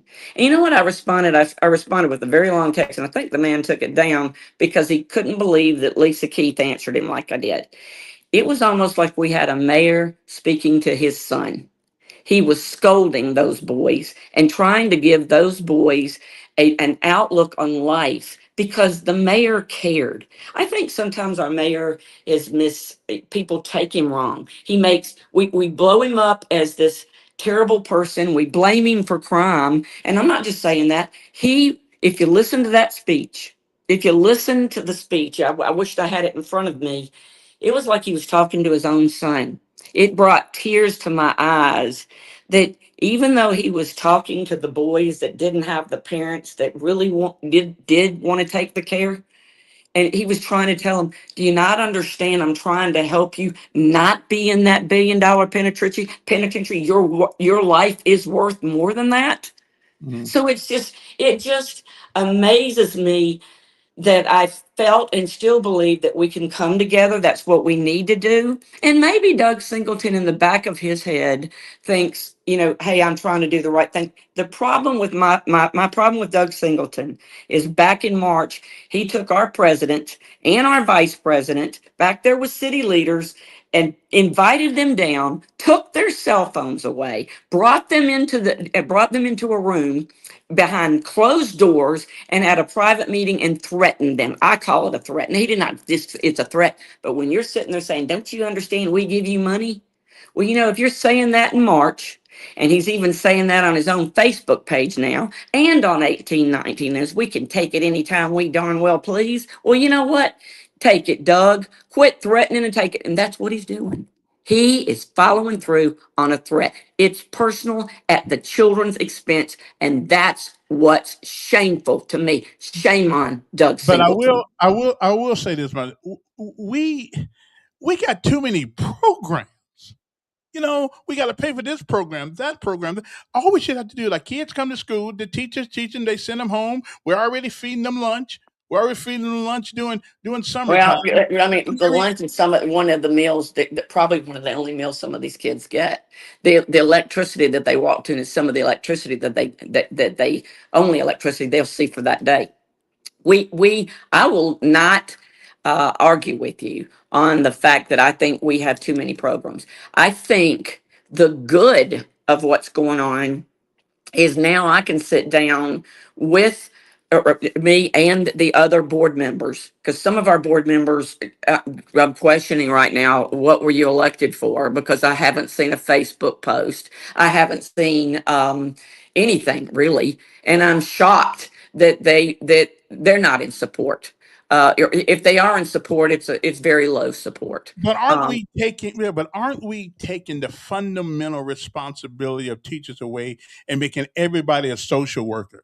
And it's not your fault that if You know somebody what? I can't. agree with you. I agree that's what I'm saying, and that's sad because you've got so many teachers there that do want to engage these kids, that do want these kids to come to the table, have fun, have life lessons, and I'm telling them now, hey, don't listen to today. I'm probably going to get in trouble, but they don't trust me enough to say, hey, I've got your back, and I want to think I've got their back, and I know Dr. Bird, if he knows that they are teaching their guts out and maybe they're skipping a little bit MTSS. I just think he would turn you don't understand how the state mandates are hurting education today. So why don't these teachers get together then and fight the system? Because it ain't doing them. What we thinking right now is that They're they're afraid of incompetent. retaliation. They're afraid of retaliation, which is incidentally what Doug Singleton looks like he's So doing so now, what's whether more he's doing it or not. so what's more important? Retaliation or the future of these kids in school? The future of these kids in this school. Exactly. Quit the job. But you know what? These teachers have to pay bills just like you and me. They do, but can't they get together and build their own school? You know what? That's what the military's doing. But you know what? We don't have the funds the military have, and you know that. Mm. Well, again, somebody said we are paying for ineptitude on a municipal level. Yep. I don't quite get it. It's simple, pragmatic to me. Come to school, shut up, set up, and listen to the teacher. Teacher finds out you got a problem, see if you can help them. Call the parents. If you can't find the parents, call somebody else. Keep calling somebody else, or call DYS, whoever you got to call. But my Lord, no wonder teachers are wore out because they got to do. But you know what? The kids, when you're teaching them stuff like this MTSS stuff, boring stuff. Yes. Do you know that's what my dissertation was over? My dissertation was a comparison of at-risk students, dropout students, and regular students. You know what? The number one reason, other than pregnancy, and guess what? Those that were pregnant were coming back to school when I did this study back in 1996. Okay, the number one reason for kids dropping out was they were bored. They were tired of studying the same thing every year. My son told me he just got out of Percy Julian this past was it this past May? Yeah, just last May, said that, listen, it is not the teachers. It's not the teacher. He said, it's the chaos in the schoolroom. He It is, said, and see, I just talked to a substitute teacher. Well, I'll tell you who it was. I don't mind, but hopefully he won't kill me. Timothy Bass. Remember right. Timothy Bass? How he Hmm. ran? Timothy is substituting in our schools. And I do. Like I said, I walk that walk. I want to know from every element, from the substitute teacher to the real teacher to the principal. I want to know what's going on. He said, Dr. Keith, they call, and like I said, don't forget, we have a chronic absenteeism problem with teachers and students. And what happened is these teachers' planning periods are actually being, listen to this, are being taken away from them. They're being taken away because, hey, you got to go study how to do MTSS. This is what's ridiculous about it. You know, they shouldn't have their planning period taken from them. And Timothy said, Dr. Keith, when I get there, I'm given a lesson plan on MTSS. Never had it. Don't know how to do it. Kids want to say, "Oh, Mr. Bass, we don't know how to do it." Then I get in trouble for not teaching it. So do you see? It is a vicious cycle, just like you said, and that's why, you know, like I said, I've got to make up mine pretty darn quick what I'm running for, Well, whether it's state or that's local. why the public school proliferation, I mean, the private school proliferation is going to continue in academies, because I just don't understand a bunch of educated people, at least in theory, with all these degrees, can't boil water. You know what? How many times have I said already on this program alone, we can't get outside of our own selves. I don't know. But so getting back to the initial conversation, so do we support the efforts by the county commission, or do we fight it? I'd fight it because it's the children's money, but it's too late now. Doug's going to do what he's do. He spun it the way he wanted to spin it, and quite frankly, when you kind of pay off your investors or the people that have invested time, I'm not talking about money, but you take when you go up to Pike Road and you say, "Hey, let me pay for your band equipment and your football equipment," and but hey, at the same time, I'm going to take the penny tax. You got a fan, or how not that you have a fan, but how do you take away from that? Hey, you got me. Well, Dr. Keith, it's always good to talk to you. You are my representative, and I'll support you to the end of the time. I think you got a heart for the kids. I think you kind of like me.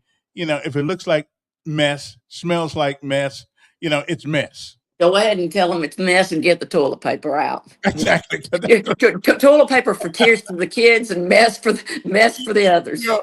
Well, I hope you stay on the board some kind of way. One of these boards, because we need somebody with common sense. And and there are people who think, well, that's just the black community because they get involved in these things. Well, if you expect nothing, you get nothing. You're right. Hey, I got to tell you something that you don't know. Right. Do you know you were the first radio host prior to Mark Montiel that ever helped me? Well, and I'll never forget that. Common sense ain't so common anymore. Maybe that's why you're not on the big radio station. They're ready to kill you. Listen, I don't think they closed the whole station down, but we gonna move on from here because this is actually better. We can say what we need. It is, and I'm going to pray one day that you're one of the biggest radio hosts across America. Yeah, well, I don't know. I'm 68 now, so I don't better hurry make it happen. Hey, I'm a year behind you, buddy. Yeah, okay. Take care. All right, love you. Thanks a lot for coming on. Okay. Bye. Dr. Lisa Keith from our on our school board, local school board, always tells the truth. Always just gives it to you where you can get on it, and you know how to how to take it. I don't know what age we're paying for ineptitude on a municipal level. I don't know this MTS thing. I don't know. So let me get this right. School starts at 8. You come in at 8:20. They got to start over. Somebody else comes in at 8:30. You got to start over the lesson that you're teaching because you don't want them to miss anything. Somebody comes in at 8:45 and you have to start over. What kind of environment is that leaving a teacher. I'd get the hell out of that as fast as I could. It would be more beneficial to work at McDonald's. Because when the burger's done, the burger is done. You don't recook the burger that's already done. It's done. So I don't know. I'll never understand it. Uh, Education again. It's the only thing that's gotten worse in 30 years. Everything else has gotten better, but somehow education can't seem to get it. And this whole thing with Doug and what's going on with the county commission on this thing. Lisa says we should fight again.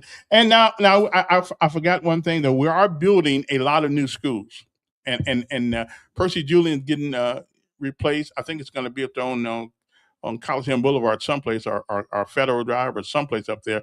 Another schools are being so we. I guess they do need a little bit of money because well because you got to put these kids someplace. Where's the start of it happening? What school? Well, according to her, according to this program that they have, MTS or whatever it is, um, if a kid comes in late, you can't you cannot continue the course. You must start from the beginning to make sure that the child doesn't miss out what every other child has. And then if somebody else comes in 15 minutes after that, you got to start the lesson over. So we are letting the animals run the zoo. Really? Whatever happened to if you don't get here on time, go home, bring a note back from your parents tell why you weren't here. And this is why some of our teachers are getting all messed up. And yeah, I'm all need some breakfast, so I gotta go. But anyway, it has been a great day. Don't forget the lesson of life today, and that is how far you go in life depends on you being tender with the young, compassionate with the aged, sympathetic with the striving, tolerant of the weak and strong, because someday in our lives, we'll all have been there if we live. Eric, call the Department of Education. It's called MTS. I'll get Lisa to send me the name of the program. And yeah, and if it is true, I don't have. Listen, Lisa do a lot of things, but she'll never lie to me. And so they got to start the class all over when the last student comes in, even if it's already begun. Yeah, MT something, but I'll find out today about it anyway. And yeah, I will certainly find out about it today. because this is crazy. It's absolutely ludicrous. Okay, not the name of ludicrous. And don't forget the word of the day. This is an enigma. That's right. The word enigma means someone or something that is difficult to understand and explain. And MTS is an enigma. Okay? Enigma. It is difficult to understand or explain why a teacher has to stop her class and start all over again because little Johnny, a little Janelle, decides to come into class late. It is impervious to common sense. So anyway, well, listen, gotta go. But it has been a great day to be alive, and so whatever you do today, do it well. Always remember that it is not the falling down that gives strength.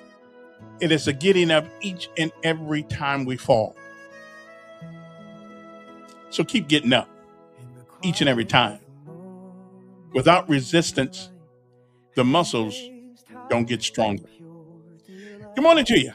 It's a great day, an outstanding day to be alive.